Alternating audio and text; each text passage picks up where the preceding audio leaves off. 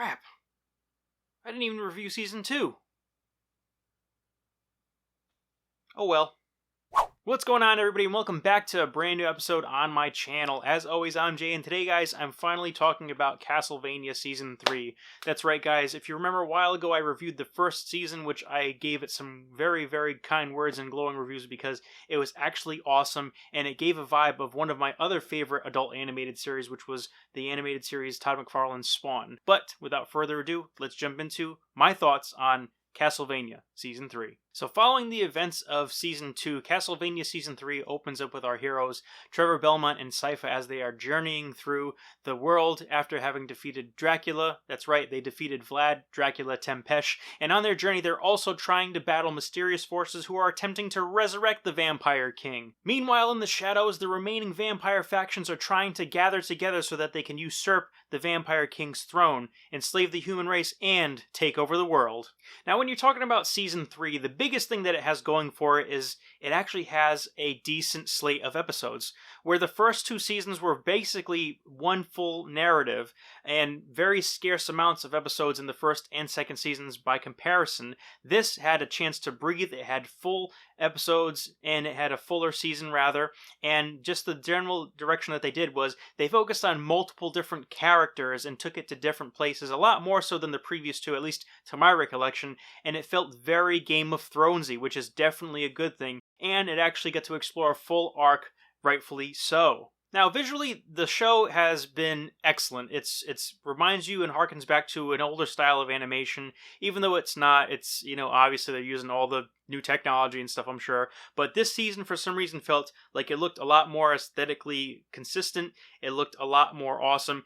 And especially with the different actions and scenes, it actually felt a little bit more cleaner, so I can't really complain there. And there is no shortage of the ultra-violence that you know and love from the first two seasons.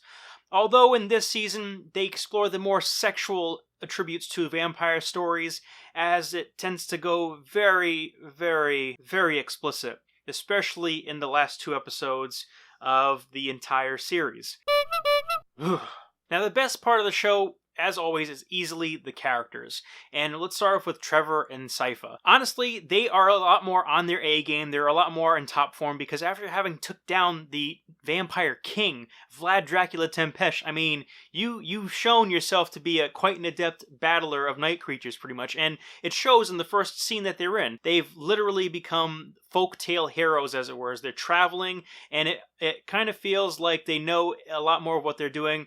Although Trevor still needs some work on his finesse, at least in the first battle that we see him in, but by the end of the season, especially with the biggest action set piece in one of the final episodes, he is amazing and does some pretty kick-ass stuff. And as far as Sypha, she's on her A game, she's throwing fireballs like nothing, and all honesty, I feel like she's a lot more in tune with Trevor this season. Obviously, they've grown more as lovers. They're very well together. They're awesome as partners, and it just makes it even that much more cooler to see them be total badasses, in my opinion. And while on their travels, we're actually introduced to a character that they meet called Saint-Germain, and the thing about this guy is that he's kind of a mysterious character. You're not too sure what his intentions are. Is he good? Is he bad? What's he looking for? Because there's something fishy about him, and he's kind of knee-deep in the shit as far as, all of the occult and kind of all the night creature summoning and all the stuff that's kind of going on, and he's actually a key part of the series as far as this season is concerned, and he's played beautifully by Bill Nye. And I really liked Saint-Germain because he was kind of a sardonic character, very, very pessimistic, but very witty at the same time, and I really liked the fact that they kind of gave him the voice of Bill Nye in this. Bill Nye played him well, did great with the character, and hopefully we'll see this character pop up in more places, at least as far as I'm hoping. And of course, next we have to talk about Alucard, the son of Dracula, and his was actually surprisingly emotional as far as an arc. I mean, he's secluded himself and stood at Dracula's castle, and he's really lonely to the point where he's even making dolls out of potatoes, I think it was, of Trevor and Sypha, who have all but kind of deserted him. Whether that was the intent or not, I don't believe it was, because they were all kind of together. But you can just see how lonely he is. And I've always kind of felt for the character in general, because he's always been an outcast kind of character.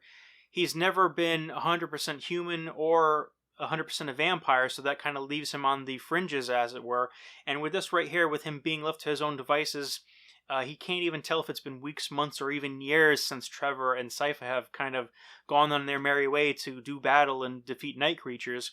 And one of the interesting things about his character is that in this season he actually has a couple of supposed proteges in these two people who are trying to learn the ways of vampire hunting from him. Of course, as that turns out, it was definitely a couple twists and turns, and overall I think that this is definitely one of the things of the season that I didn't see coming, and one of the most intense aspects. But beyond that, I felt like another character arc inside of this show was actually one of my favorites, if not the one that stole the entire show, was that of Hector's, which Hector, of course, was one of the forgers who was under Dracula's kind of, employ. Essentially, he's being held captive and kind of seduced into agreeing to work with the new faction of vampires. And obviously it's a slow burn. It takes a while for him to kind of be letting his guard down, and then all of a sudden when, he lets his guard down, he's transfixed, he's ensnared, and before you know it, he's basically under their thumb. In addition to that, of course, we have Isaac, and the thing about Isaac is, there's not much to say about him, but throughout the show, it's kind of, he was the other component to the forging relationship and basically the people that would create night creatures for Dracula again. This time, though, he's actually on the hunt for Hector, who has been labeled a betrayer, and he wants to kill him and make him pay for what he had done to Vlad in the, events of the last season. So essentially, he's on a quest to destroy Hector. Meanwhile, Hector is being taken and kind of, put under the almost order or control of the new vampire faction. So I'm sensing that there's going to be a big war brewing as of the next season, and Trevor and Sypha are going to be caught right in the middle of it. And hell, who knows? Alucard might have to come through and swoop in, and they might all have to be banded together like the Three Musketeers, like they had been, in kind of the previous season, as it were. So overall, the season itself, it ends on a down note, which is something that, I didn't mention in the first series about how great the show is in terms of showing kind of the dark aspects of not only the characters, but also like kind of the world that they're in. And nothing rings more true than the end of this show where, we see our heroes triumphant. They avert a crisis of, these night creature, controlled friars and friary people trying to resurrect Dracula, essentially, but it comes at a great cost. And then on top of that, some characters actually show their darker side. Like I said, Alucard is pushed to an edge and pushed to do things that he didn't want to do, but he was forced to. You can kind of compare to like his father when he ended up flying off the handle after his wife was killed and burned alive for being a witch in the first season.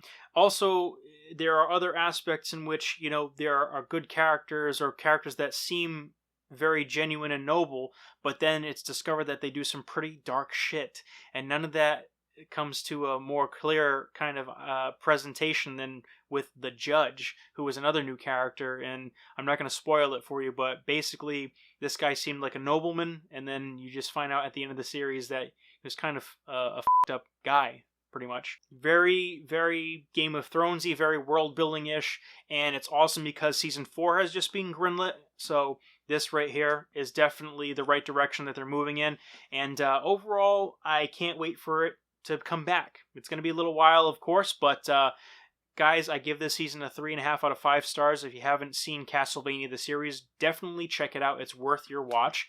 On Netflix, of course, because it's exclusively on Netflix. Or if you want to get the home media, you can buy all of the Blu-rays. As for right now, it's just seasons 1 and 2, and season 3 I'm sure will be dropping within the year or so. Ballsy writing, very kind of keen, witty, awesome kind of action and everything of a show, and it gives you those horror, sci-fi, and action vibes. So if you're into any of that stuff, I highly recommend going to see or going to check out Castlevania on Netflix if you haven't already.